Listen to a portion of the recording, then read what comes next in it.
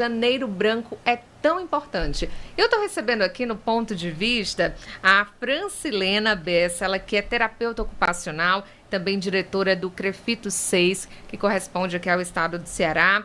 Francilena, fala um pouquinho para a gente o que é a terapia ocupacional e por que ela é tão importante dentro dessa campanha do Janeiro Branco. Boa tarde a todos, boa tarde, Jocastra. Boa tarde. É um prazer aqui em nome do CREFITO 6 participar desse programa do Ponto de Vista. A terapia ocupacional é uma área da saúde, é uma profissão da saúde, né, que tem aí 4 anos e meio de graduação. E que é a profissão que ajuda as pessoas a se reorganizarem no seu cotidiano, na sua rotina, tendo essas pessoas passado por algum transtorno ou não, né? Nós trabalhamos com promoção de saúde, com prevenção de doença e também com a intervenção quando esse diagnóstico já existe. Uhum. E de que forma o profissional da terapia ocupacional, o terapeuta, ele vai atuar junto a essa pessoa que já tem um diagnóstico? Tá, então, nós, pós-pandemia, né, nós temos aí um bilhão de pessoas, né, o dado mais atualizado que nós temos, que tem algum tipo de transtorno mental, seja as psicoses, que são as coisas mais graves, ou as ansiedades e depressões, que é quem lidera aí o ranking, né, dos transtornos mentais. E aí a terapia ocupacional vem para ajudar essas famílias, né, porque a gente engloba aí crianças, adolescentes, adultos e idosos, né? Então a gente trabalha, na verdade, com toda a família e a gente vai ajudar esse paciente, a essa pessoa, a reorganizar a sua vida de acordo com atividades que façam sentido, porque quando a gente faz o que a gente gosta, é muito mais fácil, né, de se realocar aí nesse mundo, inclusive no mercado de trabalho. Então a terapia ocupacional, ela não só trata, né, mas ela reorganiza o seu cotidiano. Por exemplo, quando a gente vai orientar uma família a reorganizar para esse paciente, né, o seu dia a dia, a gente dá algumas dicas, né, dá algumas sugestões, como, por exemplo, fazer como é que eu posso dizer, uma rotina que não seja fixa, mas que dê norte. Né? Então, a gente trabalha... um propósito, ali e trabalhando em blocos, por exemplo. Né? Então, assim, eu não vou organizar por hora a vida do meu paciente, porque senão isso vai gerar uma ansiedade ainda mais de ter que ter cumprido aquela tarefa que foi proposta. Mas quando eu falo manhã, tarde e noite, dá uma leveza, é uma dica que parece super simples, mas que na verdade faz toda a diferença no cotidiano daquela família que lida com as pessoas que têm transtorno mental, mas também com a gente, a população em geral, para a prevenção do transtorno mais grave.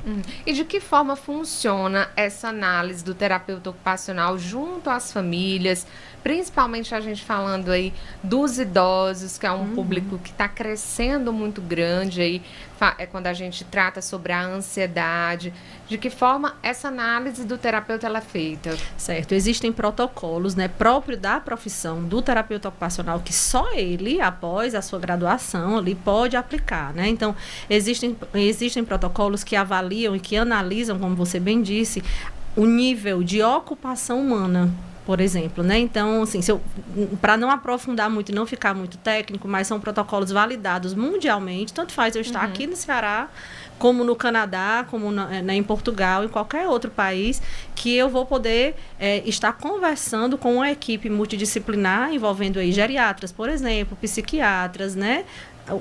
Os médicos, os fisioterapeutas, terapeutas ocupacionais, que a linguagem ela é universal. Então, existem protocolos que a gente aprende desde a graduação e quando a gente se especializa, a gente fica ainda mais expert naquele... Eu tenho expertise em saúde infantil, por exemplo. Então, eu sei claramente qual protocolo utilizar para avaliar a saúde da criança, seja ela a saúde escolar, a saúde da rotina daquela vida diária, ou os sinais de alerta para o atraso do desenvolvimento. Então, respondendo bem tecnicamente a sua pergunta, através de protocolos que são validados da própria profissão. Aí a gente consegue analisar como que está a saúde mental daquele indivíduo. E a partir daí a gente cria um plano de tratamento e sempre, é importante a gente frisar, sempre envolvendo a família. 1h55, eu converso aqui no Ponto de Vista com a Francilena Bessa, ela que é terapeuta ocupacional. Francilena, fala um pouquinho para a gente também que estratégias são utilizadas e como os nossos ouvintes, os nossos telespectadores, eles podem também adaptar melhor essa rotina no pós-férias. A gente sabe que dezembro já passou, janeiro chegando aí, né, com tudo, muitas atividades, tem retomada das aulas das crianças, a gente também tem os pais que voltam a essa rotina de trabalho já no meio do mês de janeiro. Então, como reorganizar para justamente evitar esses sintomas como a ansiedade, por exemplo? Pronto. A primeira dica eu já dei, que é aquela questão de trabalhar em bloco, né? Então, a gente pega manhã, tarde e noite. E existe uma coisa que é bem legal da gente falar, que são atividades âncora.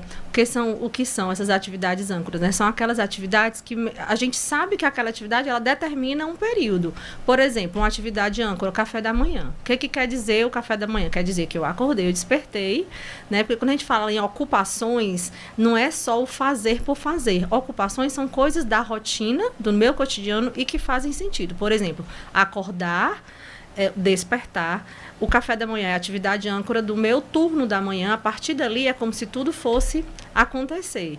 E aí eu posso colocar uma atividade mais leve, ainda nas férias, falando para o retorno às aulas, né? Uma atividade mais leve, mas que já requer algo do meu cognitivo para eu ir ali despertando para a vida, vamos dizer assim. E aí tem outra atividade âncora que seria o quê? A hora do almoço. E aí ele tem uma quebra e a outra atividade âncora será o descanso. Então, isso tudo, dentro da profissão da terapia ocupacional, a gente entende que são ocupações humanas. Ocupação, o leigo acha que é o fazer alguma coisa, e não necessariamente. Você falou agora do descanso, né? Já chegando o início da noite.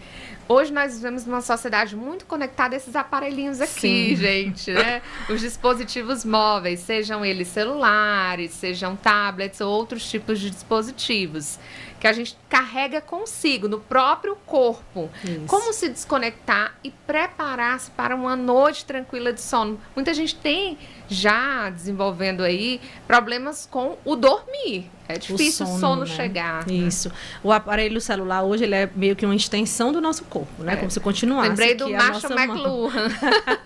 Então, e aí a gente precisa criar uma rotina do sono, porque é no sono que as nossas energias elas se revigoram, de fato, né? Até o pessoal que treina musculação, por exemplo, e quer ganhar massa muscular, não é na hora do treino, é na hora do sono que o músculo se recupera. É na hora do sono que o nosso cognitivo, ele dá aquela organizada, vamos dizer assim, reorganizada nos hormônios, que dá uma baixada no cortisol para que no próximo dia a gente esteja pronto de novo. Então, uma noite mal dormida não tem muito resultado no que está por vir. E aí, a gente precisa criar a rotina do sono desde a infância. E às vezes é mais fácil criar com a criança do que entre nós, adultos, né? Porque a gente fica naquela da conexão mesmo. E criar rotina, o hábito, ele é um processo de repetição. Né? Então, a terapia ocupacional trabalha muito bem com isso, nessa organização, e que tem que ser repetida às vezes para que se torne hábito. E no começo é difícil, dói, entre aspas, né? Tem alguns sacrifícios por ali, porque você não está acostumado. Mas até que se torne hábito, você tem que fazer exatamente sabendo por que está fazendo, qual é o benefício que aquilo vai trazer. Quando é um paciente que não tem condição de saber, a família tem que estar ali ajustando aqueles momentos. Então, tirar o celular pelo menos 30 a 40 minutos antes de deitar na cama, apagar as luzes, o banho morno, um chá, uma leitura, são atividades, né, ocupacionais que a gente orienta que sejam feitas para que a qualidade, porque também não basta dormir, né? Tem que dormir e tem que ter qualidade nesse sono.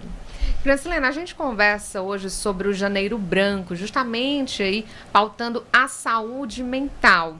Nesse início de ano, como é que as pessoas elas podem perceber: poxa, agora eu estou realmente precisando buscar um auxílio profissional, vou recorrer a um terapeuta ocupacional, por exemplo? Sim.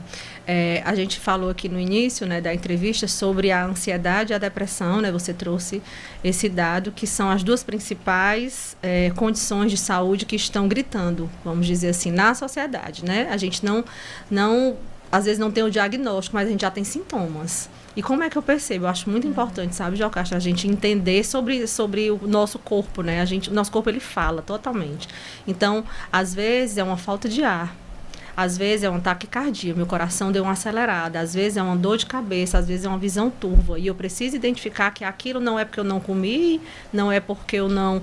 É porque é um sintoma do meu estado de espírito, vamos dizer assim, da minha saúde mental. Então, a primeira coisa a gente precisa saber identificar.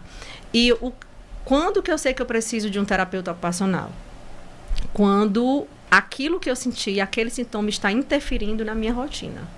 O meu cotidiano não está igual. Está atrapalhando. Eu não estou... Tem uma palavra que é muito importante ser dita, que eu não estou mais sendo funcional. Então, aquele meu café da manhã, aquele meu treino na academia às 10 da manhã, meio-dia eu almoço, depois eu descanso, depois eu vou trabalhar e à noite eu consigo já, a partir das 8, 9 horas, ir relaxando. Alguma coisa ficou disfuncional, ficou desorganizado, eu preciso de alguém para me ajudar, e esse alguém é o terapeuta ocupacional. É o único profissional, é diferente do psicólogo, que é diferente do fisioterapeuta, cada um tem o seu objeto de estudo, o objeto de trabalho.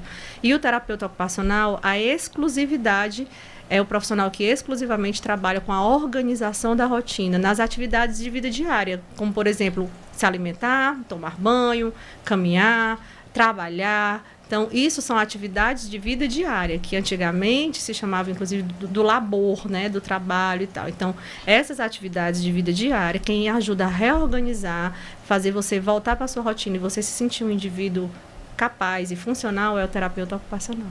Aí a Francilena Bessa, ela que é terapeuta ocupacional, também diretora do CREFITO 6, que abrange aqui o estado do Ceará. Muito obrigada, viu? Adorei o recado e importante mensagem nesse mês de janeiro, iniciando o ano, a gente falando sobre Janeiro Branco.